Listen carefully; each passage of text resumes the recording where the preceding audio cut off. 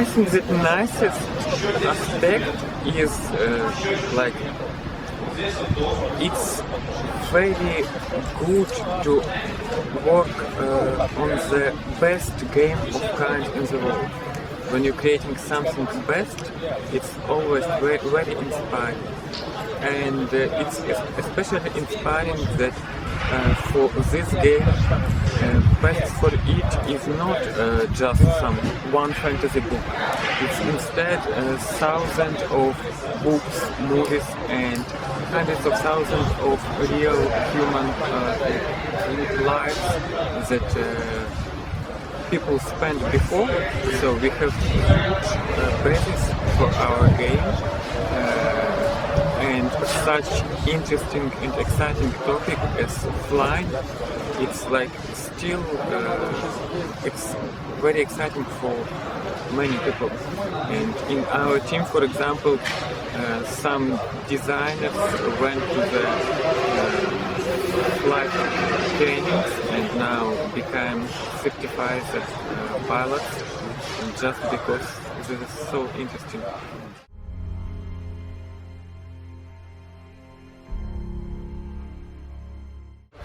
So I found that in reality plane is somewhat easier to control that in any game because you feel it, because like you feel this whole body how plane responding to each movement of your hand, and this also affect our game in the sense that we try to make as simple controls as possible and make planes more responsive, makes plane feel more natural.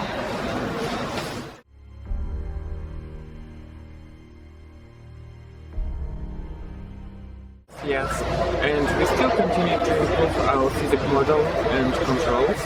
So this is something that we're almost happy with, but still we will continue work on it both before release and after release. So before release we still like have goal on quality that we need to reach for releasing the game, and after release it will be slower in a kind process, but actually we're increasing size of the team to speed up development after release. Okay. So,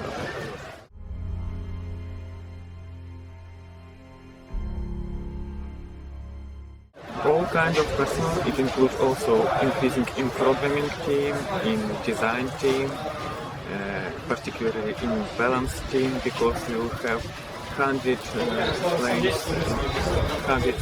planes on one point, and we have huge plans for things like game modes, global map, and so on and so on, apart from improving existing aspects of the game.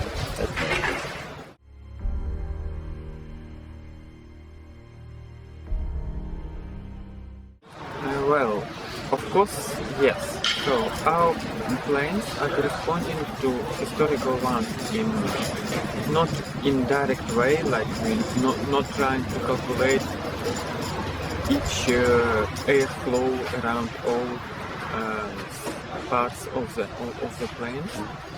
Instead, we're trying to make them similar in terms of combat abilities, in terms of, for example, if historical plane was faster than other one, in game it will be the same.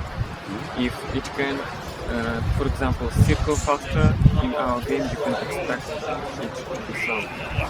So, but balancing of the planes starts from very, very early steps when historical consultants, they working in different planes and going to archives to search for some rare material about planes. They build up possible touch tree, and we then going through it to determine to decide which plane should be on watch tier. So watch planes can get into one combat against each other, and Warplanes shouldn't get into one combat. And after this, we balancing all planes on the same level against each other. So they all will be different.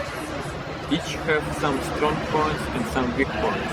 There will be no ultimately best plane on any level, but instead there are different tactics, different game possibilities that players can feel when they play this plane. And also there is not like strict advantage in high level planes over low end. And there are famous examples from real life when some, for example, early planes piston-based planes can kill jet plane, or when biplane can sometimes kill more modern monoplane. And if you can meet the other plane in the game, then typically you have some advantage over him, but like it all depends on the skill of pilot to get into right position to get use stronger part of his plane against the opponent. For slower, older plane, it can be typically dogfighting. For faster plane, it can be other tactics. It's pretty balanced.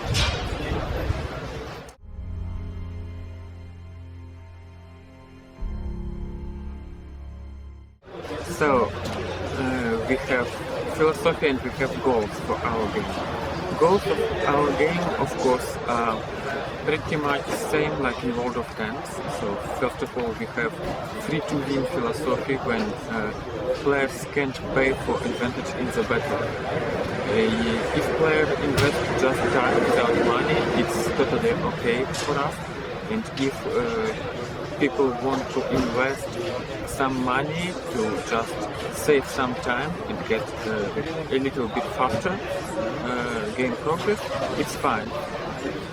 But it's not necessary to pay to win in our game.